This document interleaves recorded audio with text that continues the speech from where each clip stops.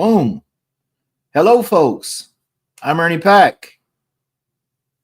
There's no Denise Pack tonight. It's just me. Denise has had a migraine. She's been battling that all day, and she's got to work tomorrow. So she's trying to take it easy tonight and get some rest so that she can make it into work tomorrow because we need the money.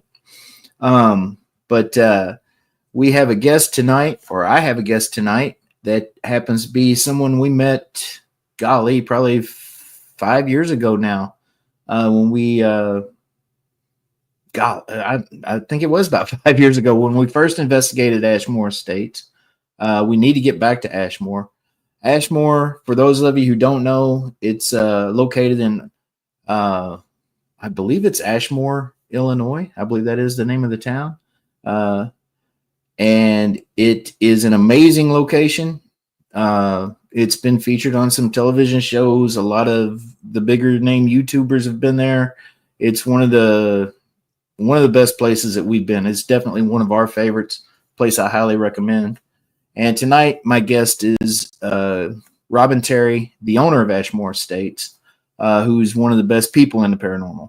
He does a lot for charities of all kinds.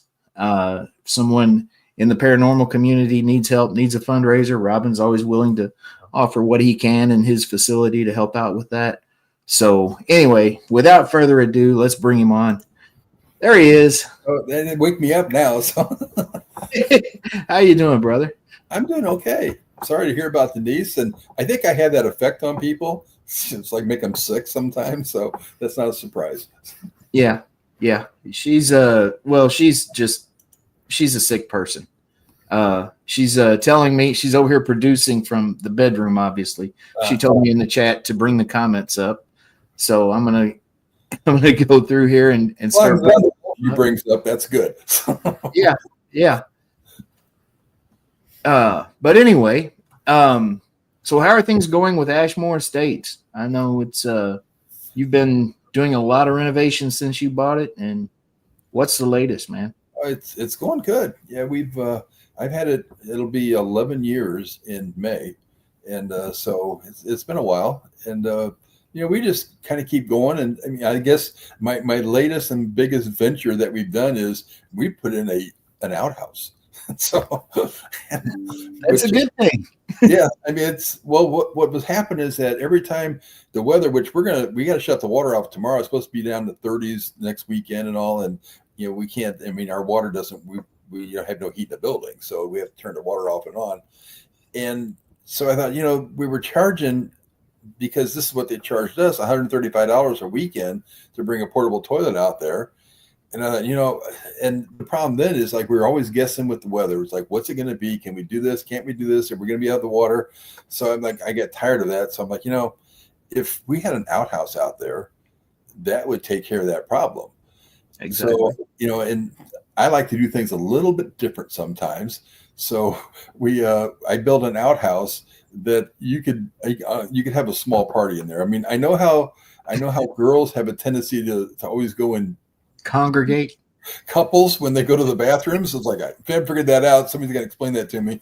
But so I build it. So basically, if you got friends, you could, there's 3 spots. No, there's only one, it's only a one-holer for those that have been around for a while, but it's only a one-holer.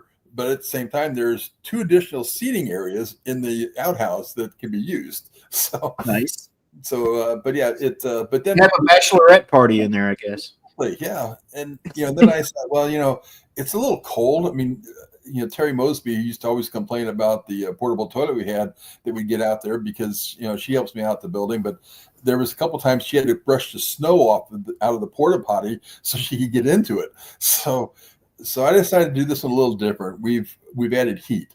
So we have a heated outhouse, nice. Which actually reached the Wi-Fi in the building there too. So that's awesome. Yeah, so we put signs up in there. It's like, hey, 10 minutes, time frame or something like that. Just jokingly signs in there. And then we've also done some walls. So then there that are painted gray. That for groups that come out there, if you got to use the outhouse, feel free to sign the wall. So so we set it up and did like that. And we've actually already used it one night because we had to shut the water off because the temperatures dropped below freezing. And we do have some early on signatures in there. So, and I'm gonna have to get up there and sign the toilet because I know I'm going to use it. We got Packman Paranormal. We made it big and prominent on the wall there in the crew room. Yep, I've seen that. So now you got to come out sometime during the winter so you can hit the outhouse because it's locked up. If the weather's good, it's locked up. You can't get into it. But all right, if the weather's cold, you can get into it. So just plan your winter time to come out there and so you can use the outhouse. A nice warm place to poop and sign the wall. I like it. Yeah, we've got the Sharpies are already in there in the bucket and everything. So yeah, it's there. Cool. Yeah, I'm looking forward. That's one thing about your location that we really liked. You allow the teams to kind of,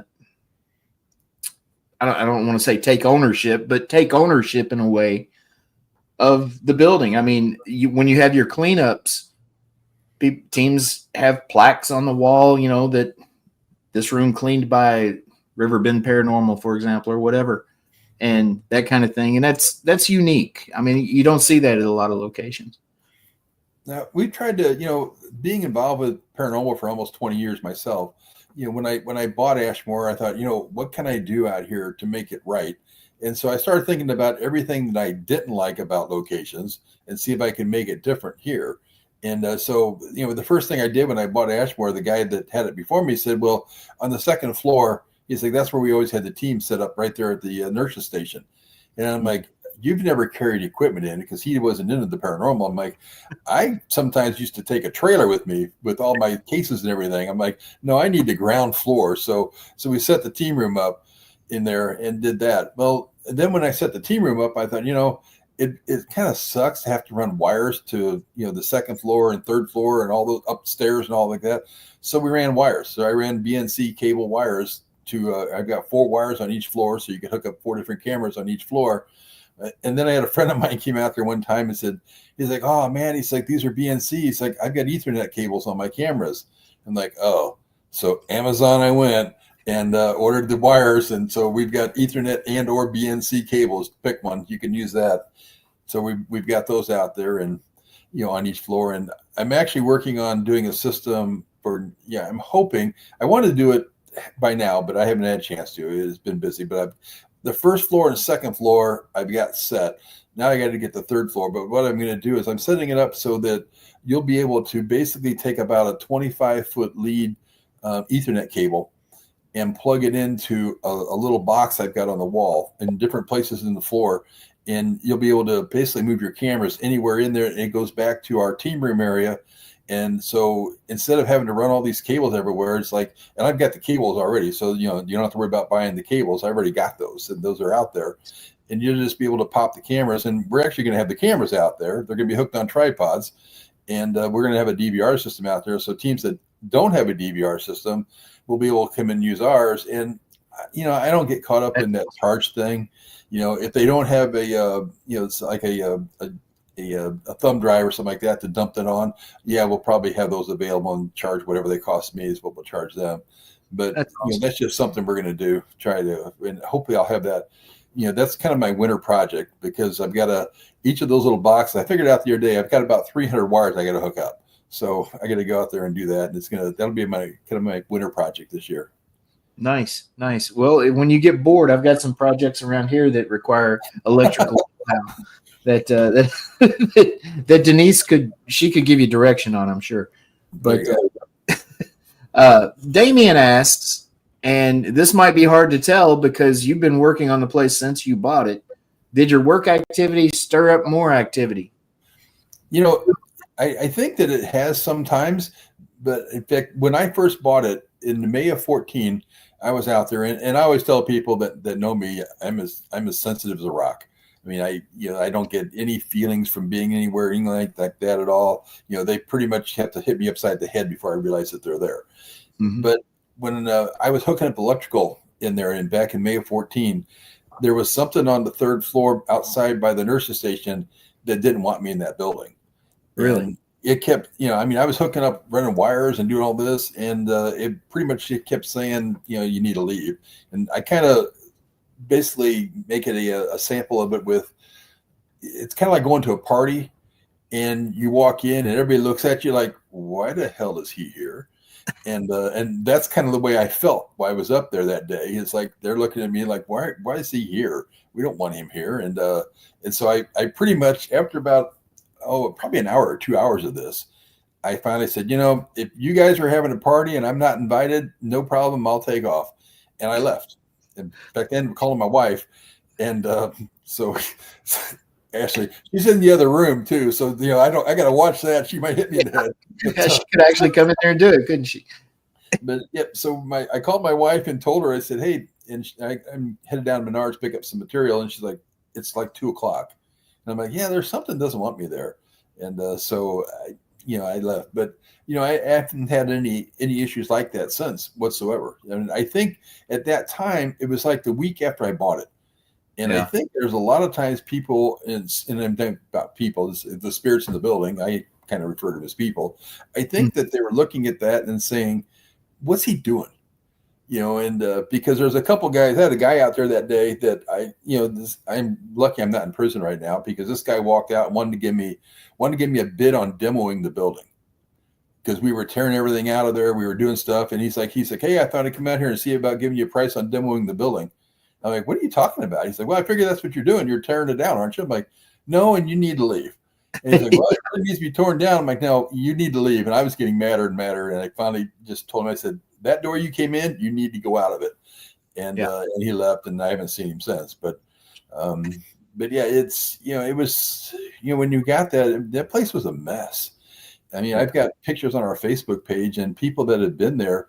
I mean, my couch was there the day after I bought it. And so he came out there and was helping me with some stuff. And then a couple other guys were helping us. I mean, the first weekend we were there, we threw out lumber out the second floor window that when we got done, we could actually just lay it on top of the boards on the outside of the second floor window. Yeah. And we couldn't even get out the door that we were coming in. It's like, got to use a different door now because we already covered that one up. But the paranormal community, I can't say enough about them, because when they did that, I mean, when I bought it, I decided, I'm not going to ask anybody for help, because that's just not me. I don't do that.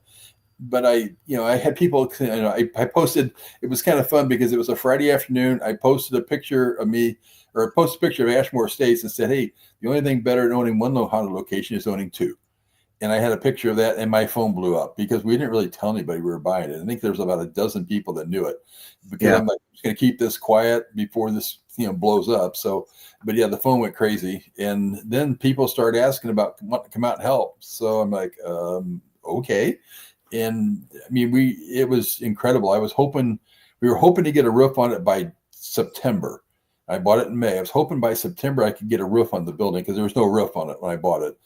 And we had it on there in June, beginning of June. It was almost like we were working Memorial Day weekend. So it was like then. And there was no windows in the building except one. And we had all those in October. So it's been incredible, the people that came out. And I live 2 hours away. So it's not a matter of like running out just to do something. But it's been, great. It's been wonderful. So I always think I've got to kind of give back as much as I can to the community by whatever I can do to make improvements and make it right there, because they helped us out so much. Well, I can tell you from our experience there, I mean, there's not a place that makes you feel more at home, that's more hospitable than Ashmore. I mean, we were just thrilled with it. It was amazing. And, what a lot of people don't know about Ashmore, you've got those cabins. Right. That, I mean, you can bring your whole team and you'll have a place to sleep. You don't have to worry about getting a motel, because Ashmore's kind of out in the middle of nowhere where there's not a lot of motels around, but you got nice places to sleep.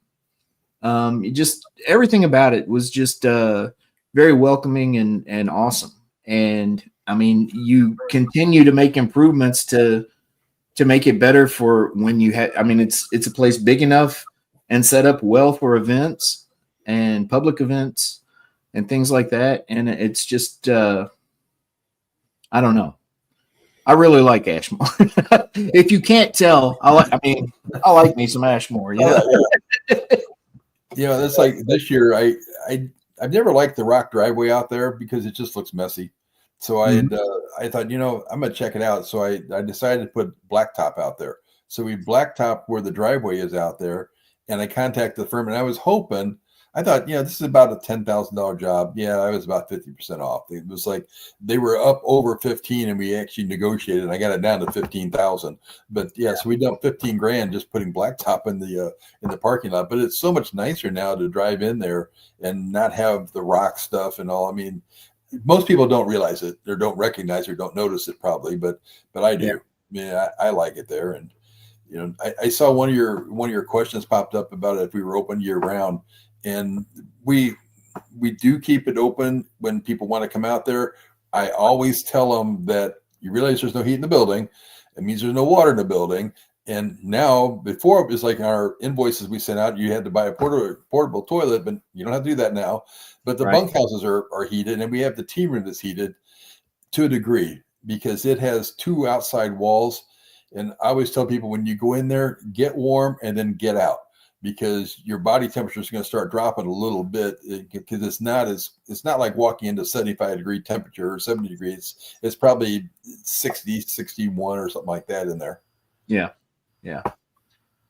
Damien, who's from Skyland, I don't know if you've ever dealt with Damien, but Damien always has questions, and they're always good ones. Yeah, that's right. He asks, is there a specific type of person that seems to get more activity?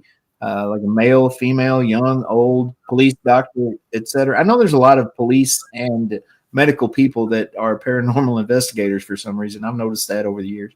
But what are your thoughts on that? Yep. I've been in EMS for 20 years myself. So I've been EMT for 20 years. I'm on the fire rescue department. I'm a trustee with our fire department. The building will respond differently to different times to different people. And there's a sign or some graffiti on the wall down there. And I think that pertains to the entire building. It says, these walls can talk, open your mind and listen. And I think that's what you got to do. I always tell people when they go in the building, like, if you don't believe in the paranormal, I'm okay with that. I'm not here to change skeptics' minds. And we're just there to try to open up the building to make it, a fun evening for somebody, even if they don't have anything happen. But what we'll end up doing is, we just tell them, find a spot where you feel comfortable and let the building come to you. Yeah. And I think that happens a lot.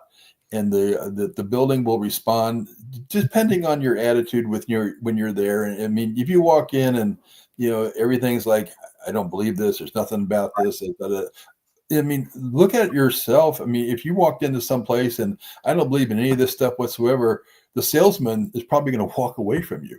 It's right. Like, I'm going to talk to this guy because he doesn't, he doesn't believe in this type of car. I like Fords. I don't like Chevys. I'm in a Chevy dealership. I don't like any of these at all. It's like, okay, well I'm on to the next client then, because I'm not exactly. I'll find someone who I might actually sell a car to. Yep. And, we've always said that about any location you go to. I mean, the energy you give has a direct relationship to whatever activity you're going to get back. And, you go in there with like you say, a negative attitude or a skeptical a healthy skeptical attitude is good, but you know what I'm saying? Like what you were talking about, just, I don't believe in this. It's not real, whatever, that's, you're not going to get anything good. And I mean, a lot of people like open your mind and just see what happens. And I mean, there are rooms to Damien's question. There are rooms that we feel have more draw to certain people. And I kind of hate to say which ones, but I will. But, because what I like to do when people come out there, I'm like, when they come out and they tell me about an experience or something like that. And I've kind of got the girls doing some of this too, because I think it validates what their experience are. But they'll come out and they're like, I had this experience. I'm like, don't tell me where you were, but tell me the experience you had. And when they do, then I could like to try to tell them where I think they were in the building. And, I'm not sure, I'm not going to say 100% of the time, but I would say well over 50, probably 75 or more, 75% of the time, we know where they were in that building when they had that experience. And the boiler room is like that. The boiler room is like that with females. It doesn't like female. And I had one night where it was really cold this night, and I was there with a team. It was a public investigation, public group there, and these two girls had really never investigated a lot, but they came out, and so they were. And I told them, I said, they want to know where the hot spots are. I'm like, when you drove on their property, everything's a hot spot because we don't know where they're at. And Right. I said, it's not like I dropped Christmas trees out there to go crappie fishing. It doesn't look like that. Right. But I told them, I said, there's one area in the building that doesn't like females. I said, I'll tell you that. And so they came back to me and they're like, we've been all over the place. We haven't figured out where it's at. We don't know where it's at. Tell us where that spot is. And so I told them the boiler room. And so they're like, oh, we sat down there for like 15 or 20 minutes and nothing happened. Well, it was like almost like a cue because this woman walks up and she's like, they had the weirdest thing just happen to me. I'm like, what's that? And she's like, well, I was sitting, of course, she didn't do what I wanted, but she's like, I was sitting in the boiler room and I felt that somebody pulled my hair and my head went back. And the two girls were like, my God, that's exactly the spot he told us. And I tried to explain to these two girls, I'm like, look, you guys, you've got full-bodied Carhartts on. You've got stocking caps covering everything but your nose. I'm like, how am I supposed to tell if I'm a spirit? And they're like, how am I supposed to know that you're a female? Because you just look like the abominable snowman almost down there because you're so wrapped up, you're so cold. Well, I probably their energy. I'll tell you what happened with me at Ashmore that was most profound. We had a girl who was walking down. It was kind of the first or one of the first events that Denise and I guess, hosted. We sold tickets to people through Packman Paranormal to join us. And, we didn't upcharge them just to split the cost of an investigation at Ashmore, I guess 4 or 5 years ago now, 4 years ago. And one of the girls that had joined us was walking down the second floor hallway by that large open room. Okay. And she had gotten pushed. And nearly pushed her down. We all saw her stumble. And so we decided to sit up there and do an Estes method. And we were kind of going around different people doing the Estes method. And Denise has a problem with spirits that have a problem with girls. Okay. So I'm blindfolded, got the noise canceling headphones on. I have no idea what the line of questioning is, right?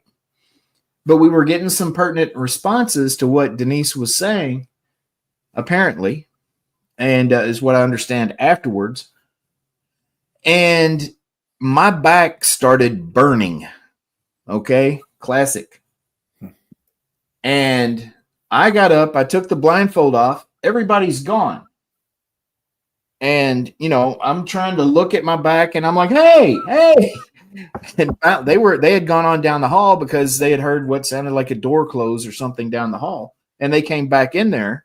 They had left me, I'm still sitting there answering, cheeseburger, whatever's coming over the spirit box. And so they come back and I'm like, what was going on? And Denise said, well, I started calling out the SOB that pushed this girl and saying, why don't you push me? And so I wound up getting scratched. They looked at my back. I had a big scratch mark all the way down the middle of my back. And it wasn't the 3 scratch marks or anything like it. It was just a big scratch down the middle of my back that I'm sitting in a chair, not paying any attention at all to what's going on. And that happened. But we had another guy that was with us that saw his first full-bodied apparition.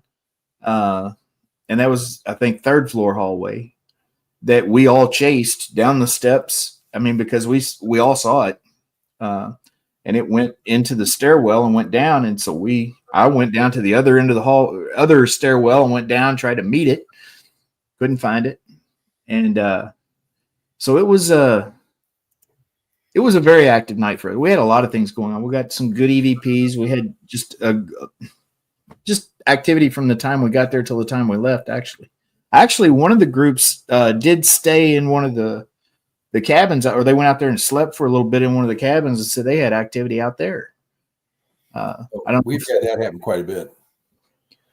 And yep. In fact, I had some friends that I don't want to mention names just because, but she had some activity out there, and it was really kind of cool because she got a hold of me and she said, "Hey," she said, "some really strange thing this morning." I'm like, "Oh yeah." She's like, "Yeah," because I got out the building and she came out and told me about it, and she's like, "It was like about 6:45 in the morning or something like that. It's like I felt like somebody tapped my shoulder 3 times, like they were trying to get my attention." And she said, "I looked over and she said." I saw the other girl that was in there with her. She's like, she's still sleeping. She's like, but I thought, okay, I wasn't just dreaming that. Something just tapped my shoulder 3 times. Well, when they got home and started reviewing evidence, they found on the third floor, they had a balloon that was somewhat tied to the chair. I'm not going to say it was like tied in a bow tie or something like that, but it was secured to the chair. They put it on there at 9 o'clock the night before. And so about 6:45 the next morning, it's a helium balloon. All of a sudden, you can see these strings start moving on this balloon, and it goes straight up in the air. And you can tell it wasn't the wind because, like I said, it was there at 9 o'clock at night. But you can see the string, and the string was like, I think it was basically like Christmas tree, the bows that they tied, packages, things like that. But you can see that it wasn't moving at all. But the balloon just floats straight up in the air. But like 15 minutes after that happened, she gets touched on the shoulder like 3 times. So actually, they had a REM pod on that chair that was going off at the same time that the balloon was going up in the air too, because you couldn't see it on the video, but you could hear it when you went back to listen to the audio and everything. So yeah that was cool. That is. Brenda asks, "Is Ashmore open on weekends only?" No, we basically, anytime we've got somebody that wants to come out, we try to do our best to make sure that we can open up for them. So yeah, it's the same, weekends, it doesn't make any difference. Weekdays, weekends, we're open about any time. And and as far as when we charge out there, it's the same rate on weekdays as it is on weekends. It costs me the same to open the doors, on a weekdays as it does a weekend. So I can't discount the weekdays just because, some places I know do, and that's fine if they want to do that, but I can't just because it costs me the same to do it. Yeah. Yeah. I totally get it. I'll tell you, I mean, and I don't know that it's still like this, but one of the things that we thought was pretty awesome was when you left early, and then we had a guide that stayed with us for a while, and then she had to leave. And she just said, "Here's the key. Put it in the drop box at the end of when you guys leave, and have a good night." And, so that was kind of how it went. And we were like, wow, this is very trusting, because, I had worked at Waverly Hills for 10, 11 years prior to that. And that's not how we did things there. It was like, okay, your time is up, get off the property, go. And not in a rude way, but I mean, that's basically how it was. But at Ashmore, it was just like, you guys, you know what to do. Don't just respect the place and respect the spirits, and clean up after yourselves and lock up when you leave.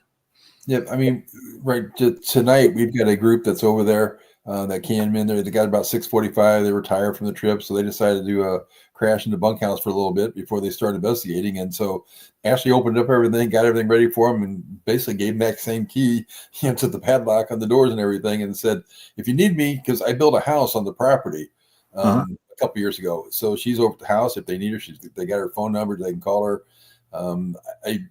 She made a stupid mistake about, I don't know, 5 years ago. She's like, "If you ever build a 3-bedroom, 2-bath house out there on that property, I'd move in." So I called her about 3 or 4 years ago and said, "So you said 3-2, right?" And she's like, "What?" I said, "You said a 3-2." And she's like, "I don't know what you're talking about." And I said, "You told me 3-bedroom, 2-bath house and you'd move in." And she's like, "Yeah." And I'm like, "Well, I'm doing it." So she's like, "Can you give me a week or 10 days to think about it?" And I said, "Yeah." I said, "But it's going to happen. So, make a decision." So she's out here now. She's out here. In fact, what we did is when we built the house, I'm in what we call the AE suite. We got a couple single beds in here. There's a kitchenette area, bathroom, shower, and everything in here. And it's attached to the house. But there's a door that locks. So basically I couldn't get into her house if, she didn't want me to.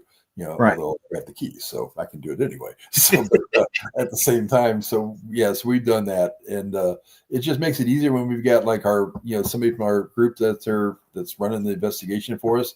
Like if Ashley's not here or I wasn't able to do it, we've got Terry and Abby and Holly and Madison that can all do it, Haley, so they can stay over here while that team's over there investigating. Yeah. No, it's an awesome place, and just the way you do it, I really love it. Damien asks, "Do you allow Ouija boards for equipment, or is that a no-no?" Yeah, exactly. Yeah, I think that pretty much spells it out. So turn your shirt around. Okay, this is Ashmore merch, Damien. So, what do you think the answer to that question is? I collect Ouija boards, so it'd be pretty, I can't tell somebody, no, you can't use one. I always tell people, be respectful when you do them, and if you know how to use them at all. But no, we don't. We really the only thing we've ever told people they can't use over there is open flame. Right. And I think that's about the only thing that we've done is, we don't want any bloodletting type of experiments, stuff like that. But that's came up before at some locations, and but yeah, we don't allow that type of thing. But yeah, I don't have a problem with Ouija boards. We usually, if we're going to do them during a public event, if somebody brings one in, we always like to make sure, because there are some people that don't want anything to do with them. So we always tell them, hey, if you're going to use it, make sure you tell everybody up there that you're going to do it and which room you're going to be in, so that they may or may not want to be around when you do that. Right. Yeah. It's, I mean, to me, they're really, as long as you use them with the right intent, they're no different than anything else we use in investigations. Yeah, I mean, I look at it the same way. I mean, people are like, well, but you're allowing the spirit to come through your hands to move that planchette. And I'm like, have you ever used a dowsing rod? Because you're doing the same thing with the dowsing rod. You're basically letting spirit manipulate those dowsing rods that you're holding on to. So that's just my take on it. It doesn't mean it's right or wrong, but that's my theory on it. Yeah, I agree completely. I think there's, like I say, I think there's no difference in that and any other device we use for spirit communication.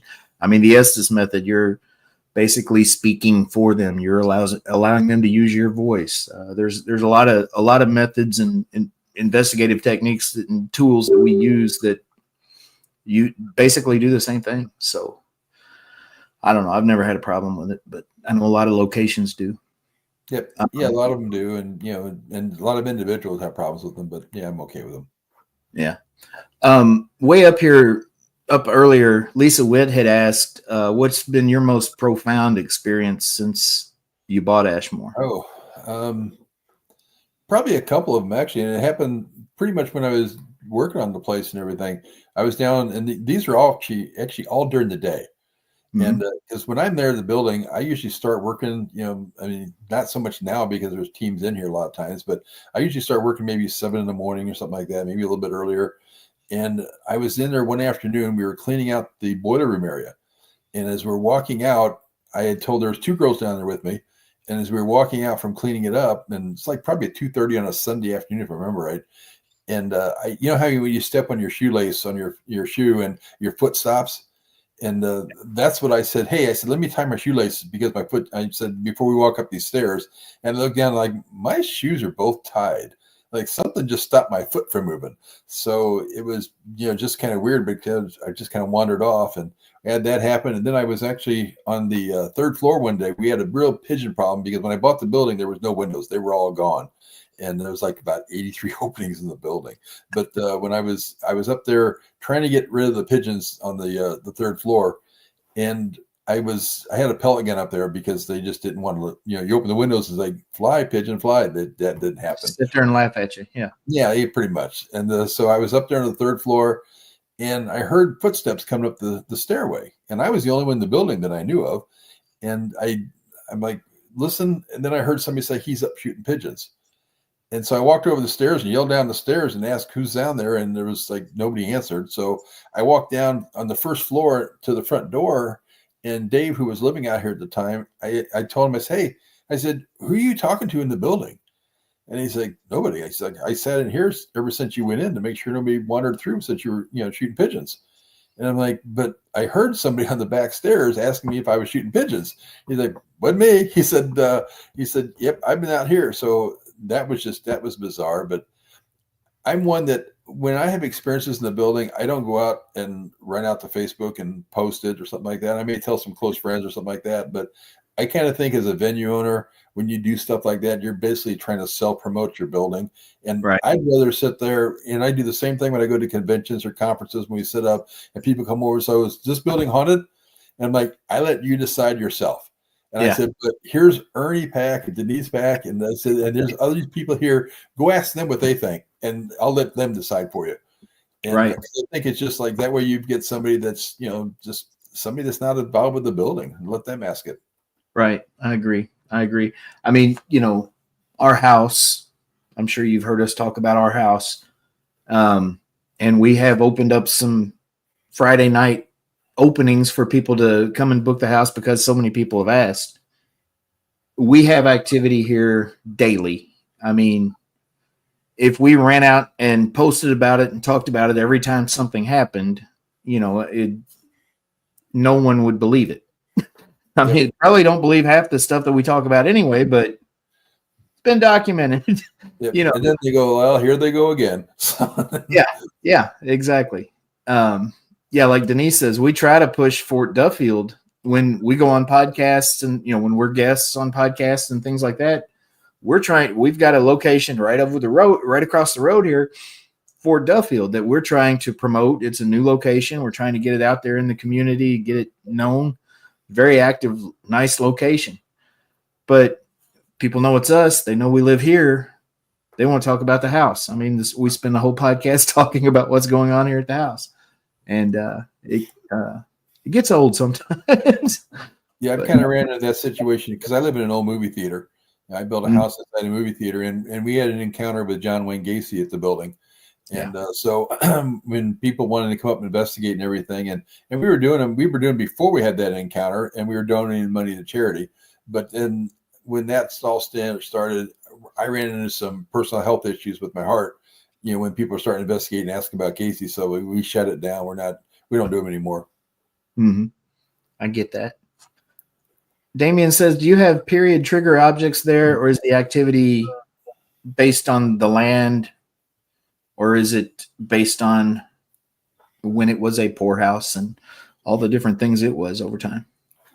I think, I don't know that there's actually any particular objects that are trigger objects here, but what we've found is that, and I always tell people it's the paranormal, we don't know until we cross over. So, but we think that there's Elva, who was in the original poor farm, house here on the property. Then she passed away from the fire that, back in 1880 something. And she passed away from that. We kind of think she's still kind of wanders the property, because I had a lot of people that tell me that they've had encounters with, like the female spirit inside the building. And it could be her, it could be somebody else. I don't know for sure. But at the same time, we've had that.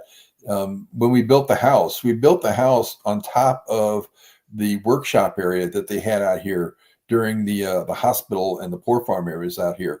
So, and there's actually activity inside this house. I mean, right where I'm sitting, I've heard voices. Ashley's heard, voices. We've heard people walking up down the hallway. It's happened in here, quite a bit. When Jack Osborne was out here, they were doing the investigation in the house. It's the only time we've ever let anybody really investigate the house, at least that I know of. And but they were doing it, and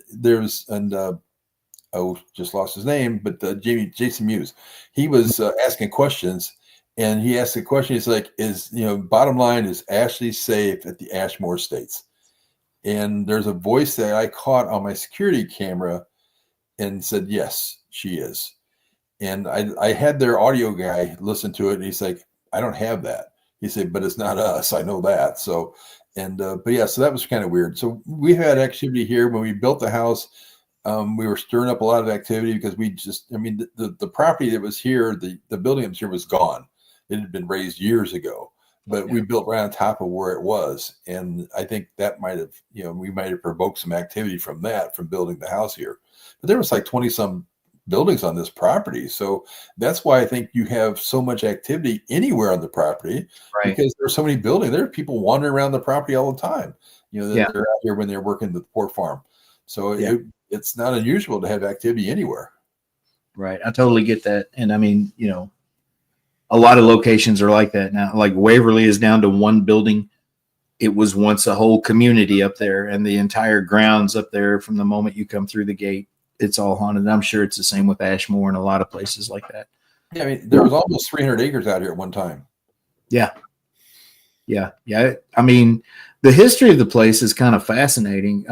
For anybody that doesn't know, you want to give just a quick basic rundown? Well, I'm not nearly as good at this as the girls are, so but they do it like all the time, and so Right. I don't. But yeah, the original property it was built out here. It was a pork farm, and if you're not familiar with a pork farm, it was basically a place that people could go if they didn't have any money, didn't have anywhere to any means to take care of themselves. It was pretty much like the way the public aid now writes you a check. And back in those days, you had to go live someplace and had to work to basically survive and stay there. So they that's what basically the pork farm is. And I always kind of tell people too, is like, remember when your grandparents or your parents used to say, if you don't stop this, you're going to send me to the pork farm. Well, you're here. And so that's what it is. But yeah, they could have, I mean, they had people that maybe got sentenced out here because of other things other than just being poor. They just had some psychological problems or something like that. And they came out here. So it was, the original property was kind of like 1880 when there was the fire that Alpha was involved in. The property sat here for almost 30 years before they actually repaired or fixed anything. When that fire happened, it didn't burn the place to the ground. It just caused an extensive amount of damage. And nobody thinks about it today. But what I think is kind of cool, back around 1916 or so, there was a female that worked for the state of Illinois. So this is over 100 years ago. And this female came down and told the county, because every county in the state had to have one. And this was nationwide. But this female came down and said, you need to replace that building because it's in such disrepair. So the animals in the barns have better living conditions than the people living in this house.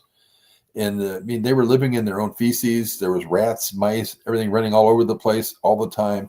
So they tore it down and they built what's there now, as we call it, Ashmore Estates, which was the Coles County Pork Farm. And it was basically a brick structure that was pretty much not fire resistant. But the only thing that would burn in there at the time was the window frames, because that's the only wood in the entire building. And today it's still basically the same, other than what I've added to it. So it stayed open until like 59 or so, and then when the public aid system kicked in 59, and then after that, then it became for the most part, a psychological or psychiatric care facility. It was never an asylum. There's a lot of people out there on YouTube, stuff like that, to say it's an asylum. It was not an asylum. Asylums, basically, the difference between asylums and hospitals, hospital tries to treat people and help them. The asylum pretty much puts you in a corner and let you live out your life. And so that's the big difference. I mean, they did, I had two ladies that worked, or they went to school at Eastern Illinois University, graduated like in 64, that told me that one area was used for electroshock therapy. And so we know where that was, because they were touring the building that day. I actually have another lady, Nancy Swinford. Her dad was a superintendent out here, and she lived out here, and she's still alive. She lived out here when she was a child, because her dad was in charge of the place. And she's came through it a couple of different times. And listen to the stories that she tells are just incredible. And in fact, Nancy, she's 80 some years old, but just as sharp as a tack. And she smacked me a couple of times on the tour that we're doing in there too, when I asked her a couple of questions too from her. But she would sit down there. We had an open house, and I had Nancy come in, and she would basically tell stories for 4 or 5 hours to people that would sit down and just wanted to hear the history of it. So, she was there when we did the open house. So that's pretty much what it was. It shut down. There was a guy who bought it, or the shut down in the 70s. And late 70s, there's a guy that bought it, was going to turn his house. It didn't work out well. And then some guys bought it that were going to turn it. They basically turned it into a haunted house attraction for the jump scares and stuff like that. And then that went until like 2013, and another guy bought it, and then it didn't work out for him. And so he decided to sell it, and I ended up buying it from there. But that's kind of like the quick version of it. But, if you want the long version, you can go to our website page. Yeah. Or book an investigation. Yeah, let the girls tell you everything. Yeah. Damien asks, have you had any Sasquatch or other cryptid activity on the property? No, I know it's in the middle of cornfields. Yeah, we have 3 acres, so unless it's some cornfield monster, we jokingly put our children in the corn. Watch out for children sign out there during the corn season. But next year will be corn. This year was soybeans. But no, Right. we've never had any type of any of that because we don't have any wooded areas or anything like that around here at all. Yeah. I would imagine with the big open skies out there, you might see some weird lights in the sky every now and then, though. Well, Ben Hansen actually did that. Ben Really? Hansen, yeah, he was out here when 2016 we had our birthday party out here, and he actually went out back and I had a big screen set up, a projector out there, and he had an app on his phone. I mean, they've improved a lot since, but yeah, he was looking and showing everybody what the different satellites were and stuff like that, and then he came up with one. He's like, I have no idea what this one is. So, and to hear that from Ben, because Ben's huge into the UFO stuff. And and it is a great spot. I mean, because it's so dark out here, you can see forever. Yeah. It's one of those places. It's far enough from any city light pollution or anything that when you look up, you can see galaxies. I mean, the stars are bright. Beautiful up there. I really like it. Let's see. I think we're all well. Damien asked about crop circles. They got 3 acres, Damien. Well. But around us, but I can tell you an interesting story about the crops though, and I didn't notice it this year, but I really didn't look. But it used to be, but for a long time I would look out there when the beans were in, and they got done cutting the beans, or they got down. There was a certain area of the property that the ground was discolored, and I thought this is kind of weird. It's always this one particular area. Well, then when we started talking to Nancy, she told us that she would look out the window out in the field. And she never could understand why every once in a while, and this was like when she was like probably 8 years old, she could never understand why there was somebody out there in the field at night digging. And I think what was happening is that they were burying bodies out there in the field, from the war farm. And that's probably what's discolored the ground out there. It's just the difference in the decomposition of the body, changing the soil structure. Yeah. I wouldn't doubt. Do you have any idea how many people might have passed there? We've had we've seen some records and all. It's like someplace between 100 and 200, that had died, and and most of them are all natural causes. Yeah. But some of those are kind of they're kind of amusing in a way when you see why they died. I think my wife likes the one that says that they died because they were a rascal. I'm not sure what rascal necessarily was, but yeah, that's what this guy died for. Being a rascal. Yeah. But we do have some up there on the 3rd floor. We've got some of that stuff on a poster that shows what they died from. Mm-hmm. Yeah, it's really cool. I mean, it's just a great location. I mean, let me check the time here, see where we're at. We got about 11 minutes. I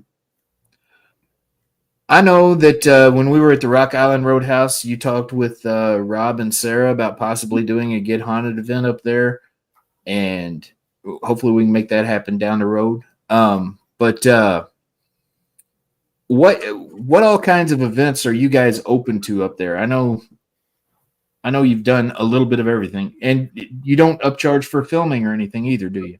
No, the filming we don't. I mean, if somebody comes in and does YouTube videos, stuff like that for their YouTube channel, we don't charge anything additional for that, and we don't edit their video.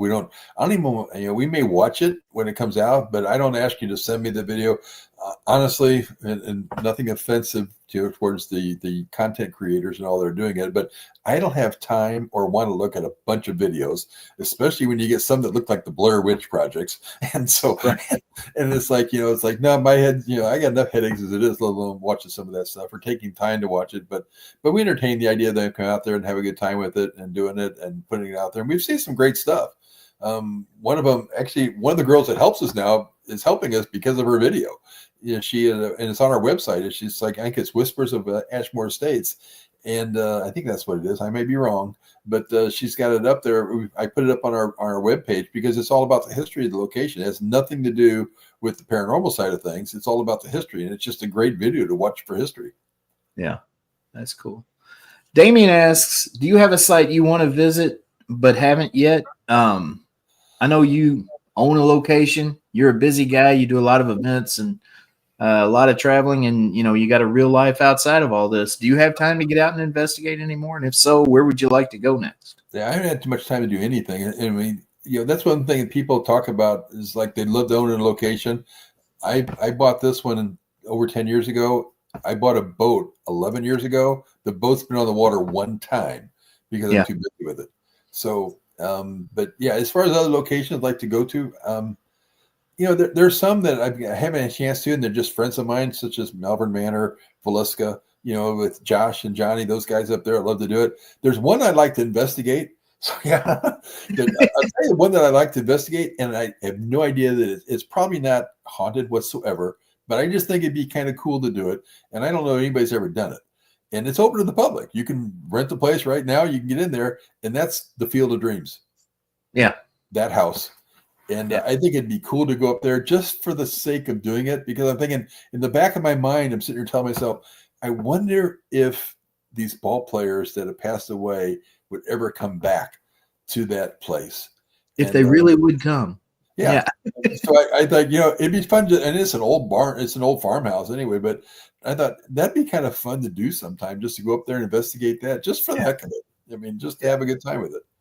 Yeah, that would be cool. That would be.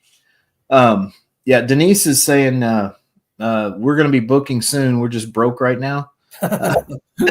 But look for us and Todd and Leanne Eskew to be getting with you sometime soon when we all get the money to do so, because we are itching to get back out there. It's been, like I say, it's been 4 years since we've been.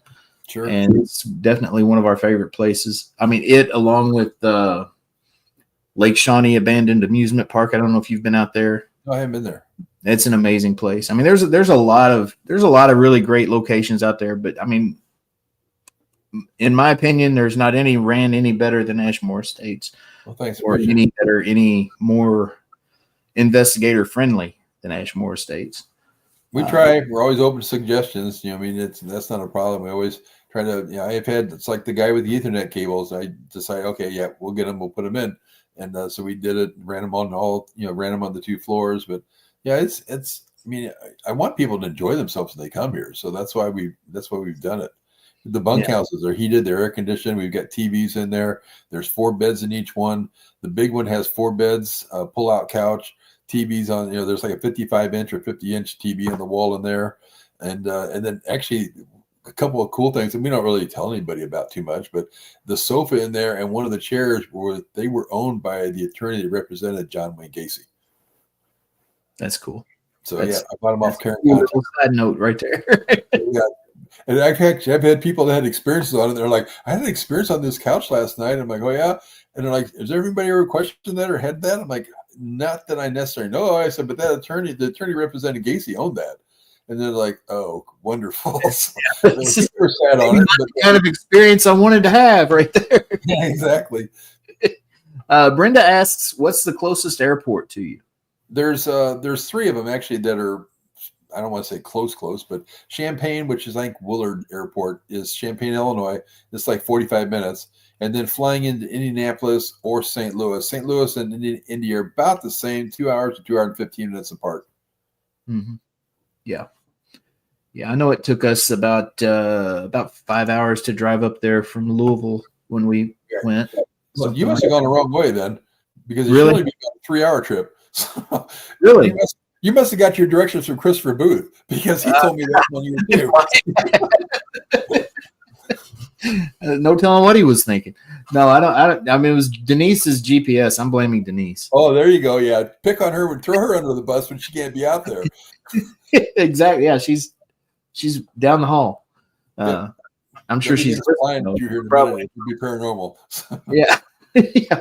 If someone comes, a crazy banshee comes through the door, it's Denise. It's not paranormal.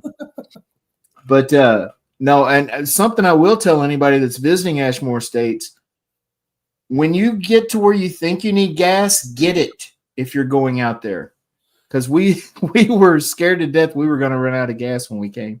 I had to check while we're talking. You probably can't see it. It says 3 hours and 20 minutes to Louisville, Kentucky. 3 hours and 20 minutes. Okay. Yeah, we definitely went the wrong way. It took us about 5 hours. Oh, wow. And we went back the same way. So, yeah. that was a mistake. I guess we should have gone across 64 or something instead of the way we went. But anyway, yeah. Denise says you got to come here sometime. Yeah, I'd love to. Hopefully next year I'll be able to get out and do a few more things and get over. I think I've got things kind of under control, somewhat, where I'm kind of slowing down with stuff to do and all. I'm too dang old anyway. I'll be 68 in about a month, so it's like, yeah, it's time to do something different. I get it. I just turned 27 on Tuesday. Well, good.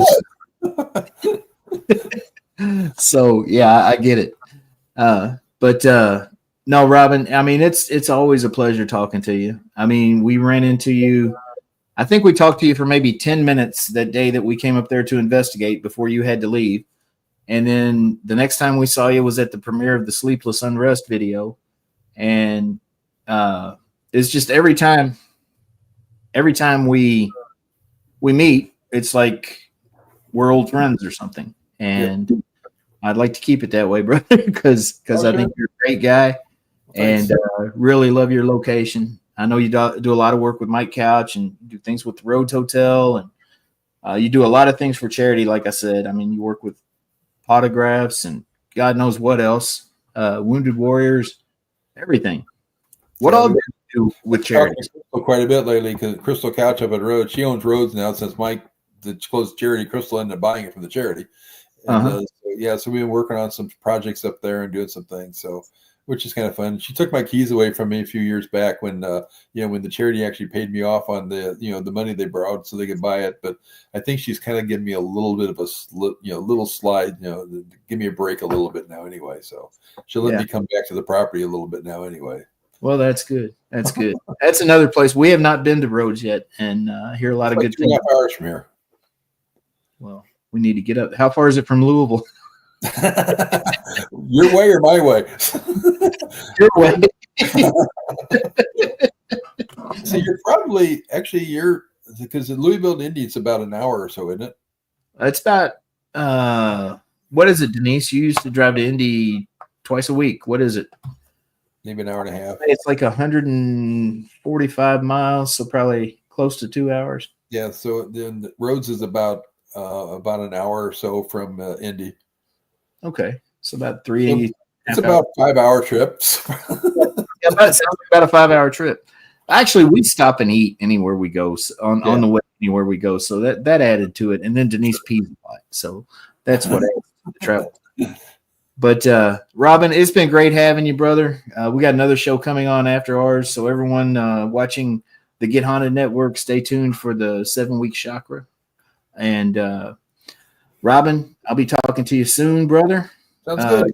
Get booked up there, and we got to get you down here sometime, or we'll run into you at a Paracon or something, I'm sure. Yeah, that sounds great. Thanks for having me on. I really appreciate it. Sorry, Denise is under the weather. Well, I'm probably glad, because if you saw last week's show, it was a total disaster because of her. But you are in so much trouble tonight. Yeah, I'm going to be sleeping out back. I'm going to be sleeping out back. There's no doubt about it. Anyway, take care. Everybody over here in the chat, thank you for chiming in. We appreciate you guys. Love y'all. Y'all be good to one another. No drama. Stay cool. All right. We'll talk to y'all soon. Take care. Have a good night.